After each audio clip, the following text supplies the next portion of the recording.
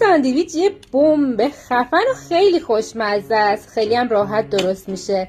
کافیه داخل قالب چرب شده ژامبونا رو به این صورت بچینید، روش چیپس خلالی، پنیر پیتزا و فلفل دلمه‌ای بریزین. داخل فرن 170 درجه نیم ساعت بمونه تا کاملا پنیر آب و برشته بشه. بعدم به این صورت برش میدیم.